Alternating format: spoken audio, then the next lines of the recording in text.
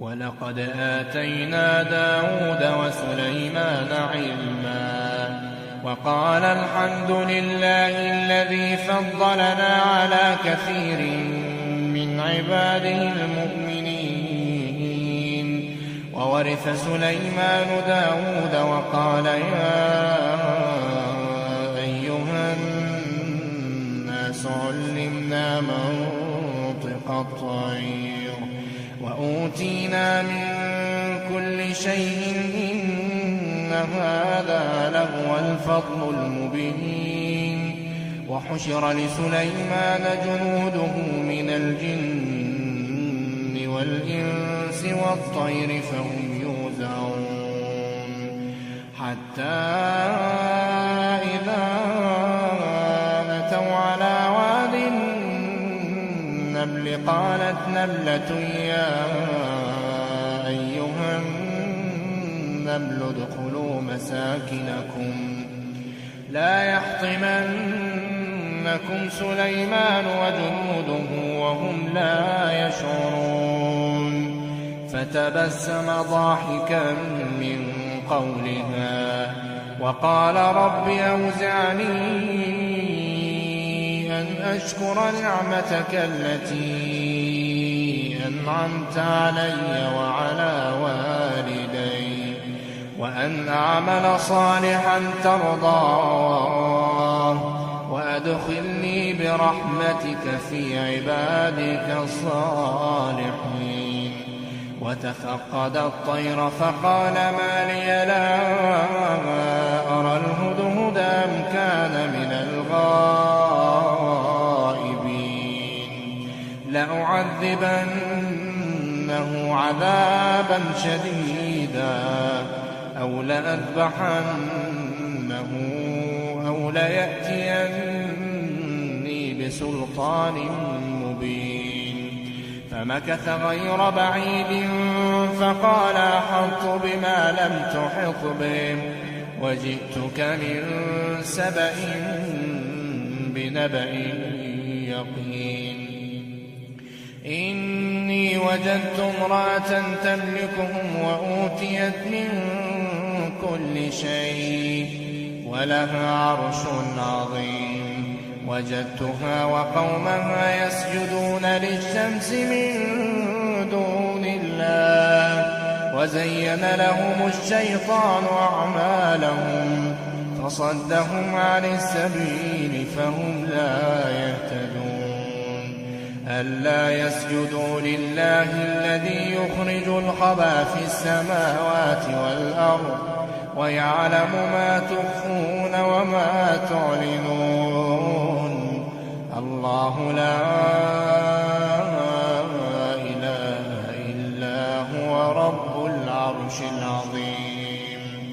قال سننظر أصدقت أم كنت من الكاذبين. اذهب بكتابي هذا فألقه إليهم ثم تول عنهم فانظر ماذا يرجعون. قالت يا أيها الملأ إني ألقي إلي كتاب كريم إنه من سليمان وإنه بسم الله الرحمن الرحيم. ألا تعلوا علي وأتوني مسلمين. قالت يا أيها الملأ أفتوني في أمري ما كنت قاطعة أمرا حتى تشهدون.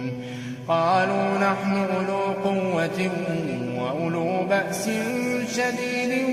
والأمر إليك فانظري ماذا تأمرين. قالت إن الملوك إذا دخلوا قرية أفسدوها وجعلوا أعزة أهلها أذلة وكذلك يفعلون. وإني مرسلة إليهم بهدية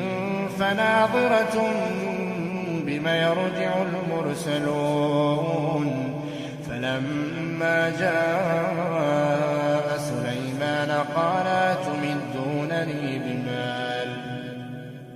قال أتمدونني بمال فما آتاني الله خير مما آتاكم بل أنتم بهديتكم تفرحون ارجع إليهم فلنأتينهم بجنود لا قبل لهم بها ولنخرجنهم منها أذلة وهم صاغرون قال يا أيها الملأ أيكم يأتيني بعرشها قبل أن يأتوني مسلمين قال عفريت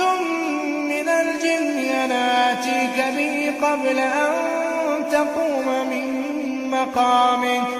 وإني عليه لقوي أمين قال الذي عنده علم من الكتاب أنا آتيك به قبل أن يرتد إليك طرفك فلما رآه مستقرا عنده قال هذا من فضل ربي ليبلوني أأشكر أم أكفر ومن شكر فإنما يشكر لنفسه ومن كفر فإن ربي غني كريم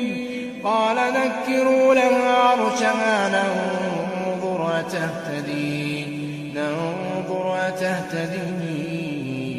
أم تكون من الذين لا يهتدون قال نكروا لها عرشها ننظر أتهتدي أم تكون من الذين لا يهتدون فلما جاءت قيل هكذا عرشك قالت كأنه هو وأوتينا العلم من قبلها وكنا مسلمين وصدها ما كانت تعبد من دون الله إنها كانت من قوم كافرين قيل لها ادخل الصرح فلما رأته حسبته لجة وكشفت عن ساقيها قال إنه صرح ممرد من قوارير قالت رب إني ظلمت نفسي وأسلمت مع سليمان لله رب العالمين ولقد أرسلنا إلى ثمود أخاهم صالحا أن اعبدوا الله فإذا هم فريقان يختصمون قال يا قوم لم تستعجلون بالسيئة قبل الحسنة لولا تستغفرون الله لعلكم ترحمون قالوا اطيرنا بك وبمن معك قال طائركم عند الله بل أنتم قوم تفتنون وكان في المدينة 9 رهط يفسدون في الأرض ولا يصلحون قالوا تقاسموا بالله لنبيتنه وأهله ثم لنقولن لوليه ما شهدنا مهلك أهله وإنا لصادقون ومكروا مكرا ومكرنا مكرا وهم لا يشعرون فانظر كيف كان عاقبة مكرهم أنا دمرناهم وقومهم أجمعين فتلك بيوتهم خاوية بما ظلموا إن في ذلك لآية لقوم يعلمون وأنجينا الذين آمنوا وكانوا يتقون ولوطا إذ قال لقومه أتأتون الفاحشة وأنتم تبصرون أئنكم لتأتون الرجال شهوة من دون النساء بل أنتم قوم تجهلون فما كان جواب قومه إلا أن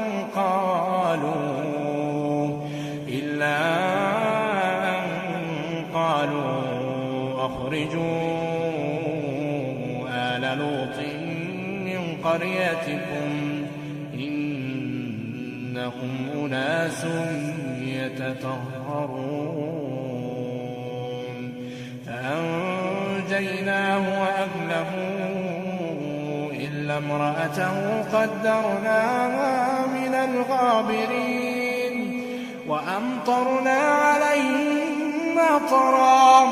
فساء مطر المنذرين